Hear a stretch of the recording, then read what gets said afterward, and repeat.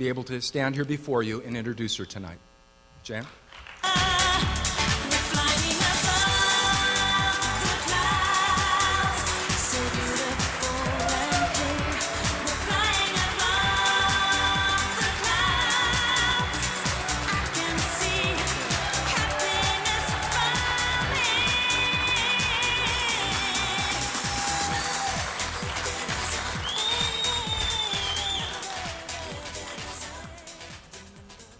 As Bob and my family will tell you, I am rarely rendered speechless.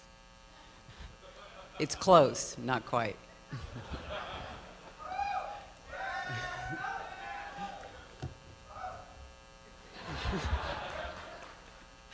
I do have a great wardrobe. I share. I want you all to know that. Chuck talked tonight in his earlier comments about Las Vegas and what an unwelcoming community it was just a short 15 years ago. And what's amazing to me is to look back and remember, because I was there. I remember Gay Pride Day, 1991, when the Review-Journal wrote an editorial and warned elected officials not to go. How you'd be treated in the press if you did. I was there when they came to City Hall.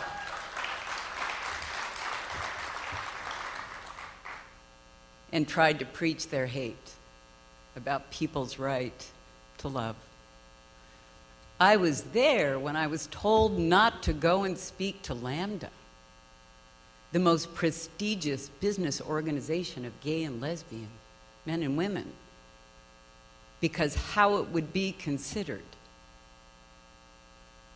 And I was there when it began to change, when people began not to be so afraid and to understand that the ability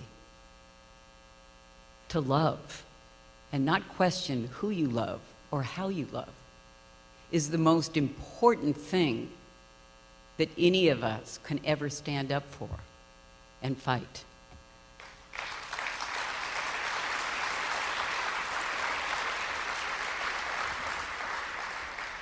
While I'm proud that some of my actions are seen as pioneering, I'm also horrified that that could be the case. In my opinion, public office holders have one clear, unmistakable obligation that takes precedence over all others, one mandate that supersedes all other considerations. That duty, quite simply, is to uphold and defend the fundamental right of all citizens to live free from discrimination, to be treated with dignity and respect, and to participate as fully as they like in their community's civic, cultural, and economic affairs.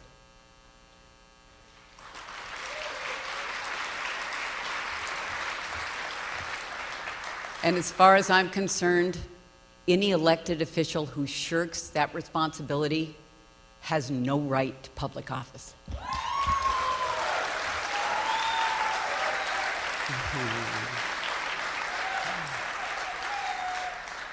But what's amazing to me, what has brought all of you here tonight, is collective action. I said it in office. The most amazing thing is when people find the desire and the ability to come together, to use that collective force to change the world, it changes. You changed it.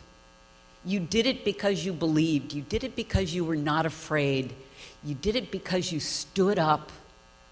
And you'll do it moving into the future because it matters. One of the things that really struck me, Bob talked about Harris. I am so fortunate to work with an organization that is passionate about their beliefs. And my gorgeous colleague, Gwen Magita, who helped put together tonight's event.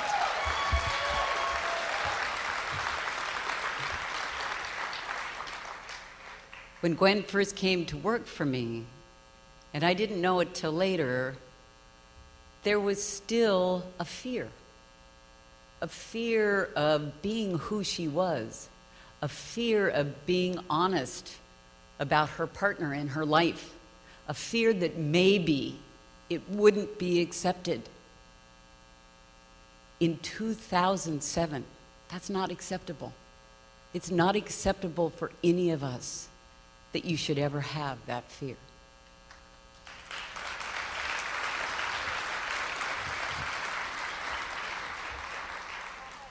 I'm proud to share the stage tonight with David Parks and Shelley Berkeley, who are elected officials that all of us should strive to keep in office for as long as they are willing to serve and to make others exactly like them as we put them to serve the public good.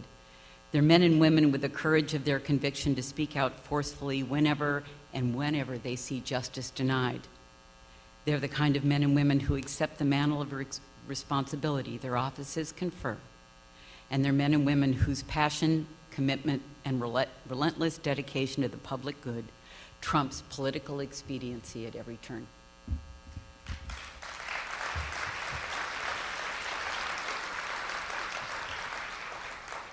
I want to thank you again for the honor, and I want to remind you that it's only a short 15 years since this was an entirely different world, not just in Las Vegas, but in the United States. It's only a short 15 years that we lived in fear and hid. And in order to move into the future, I request that none of you ever forget the past, because remembering that past will ensure that the future is always moving us forward. Thank you.